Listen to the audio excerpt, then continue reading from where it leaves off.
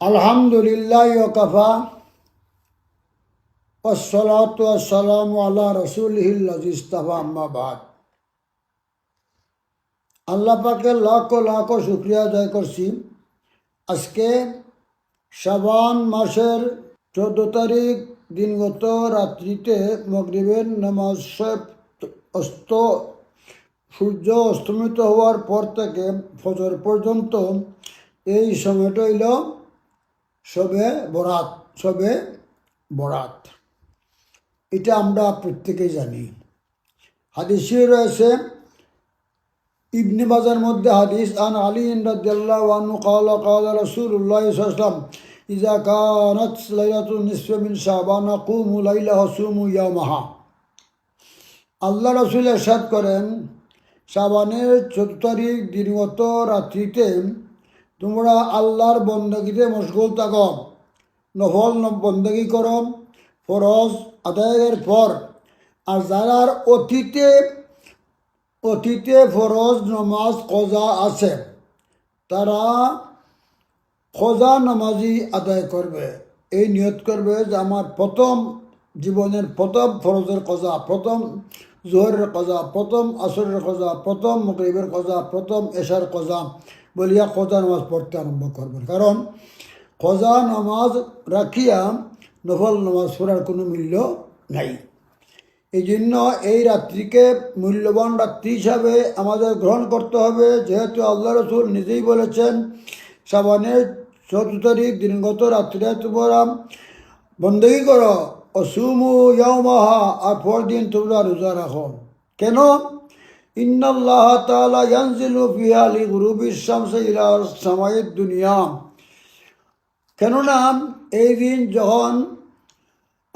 যখন সূর্য অস্তমিত হয়, তো আল্লাহ তাবারক ওয়া তাআলা হাদিসের মধ্যে আছে, আল্লাহ সূর্য অস্তমিত হওয়ার পর থেকে ফজর পর্যন্ত আল্লাহ প্রথম আসমানে অবতরণ করেন। হাদিসের শাব্দিক অর্থ। কিন্তু এই জায়গায় এখানে হইল হাদিসে মুতাশাবিহাত। এই অংশটা হাদিসে মুতাশাবিহাত, তার শাব্দিক অর্থ করা যাবে না। কারণ আল্লাহর জাত কশিন কালেও মুখানে আসতে পারে না। কারণ তাফসীরে রুহুল বয়ান লিখছেন, ফাল্লাহু মুনাজ্জাহুন আন হুলুলিন ফি মুকানিন। আল্লাহ মুখানে আসতে পারে না। আল্লাহ লামুকানে। কিন্তু এই হাদিসের অর্থ হইল আল্লাহর রহমত নামক সিবতের তাজাল্লি আমভাবে প্রথম আসমানে অবতরণ করেন। লেখছেন মুল্লা আলী কারি রহমতুল্লাহ, ইন্নাল্লাহ তাআলা ইয়ানজিলু আয়াতাজাল্লা বি সিবাতির রহমাতে তাজাল্লিয়ান আম্মান। এই আল্লাহ প্রথম আসমানে অবতরণ করেন তা বলা যাবে না।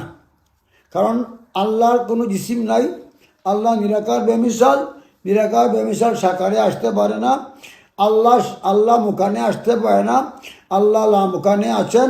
এই জন্য এই অংশের অর্থ বলতে হইব যে আল্লাহর রহমত নামক সিবতের তাজাল্লি আমভাবে প্রথম আসমানে অবতরণ করে।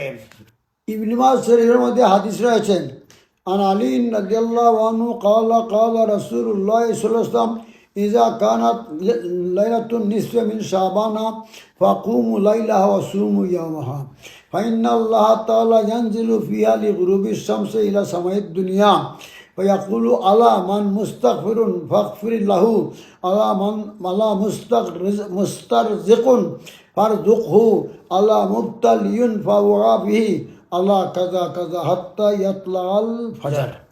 ফজর পর্যন্ত আল্লাহ তাআলা নিরাকার আল্লাহ লামকানে অবস্থান করে, লামকানে আছেন। তিনি বলতে থাকেন, তোমরা যারা গুনাহ করেছ তারা আমার কাছে মাফ চাও। যারার অভাব অনটন আছে, রিজিকের জন্য আমি আল্লাহর কাছে আরজি পেশ করো।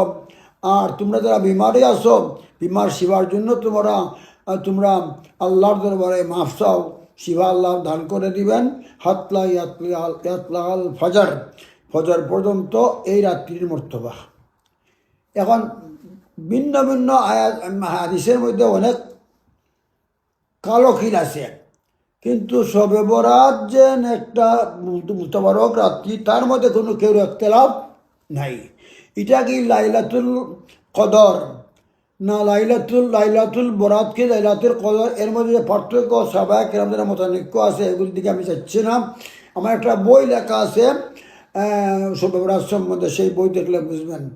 আর এই আমার বর্তমানে যে আমার একটা বই আছে আকাইদে আহলে সুন্নাত, এই বইটা পড়লেও মুতাশাবিহাত আয়াতের শাব্দিক অর্থ করা যাবে না, কারণ শাব্দিক অর্থ করলে আল্লাহর সম্মান ক্ষুণ্ণ হয়। এই জন্য তার তাবিলি অর্থ করতে হবে, যেহেতু আল্লাহ সহি, আল্লাহর সম্বন্ধে আকিদা লাইসা কামিসলিহি শাইউন।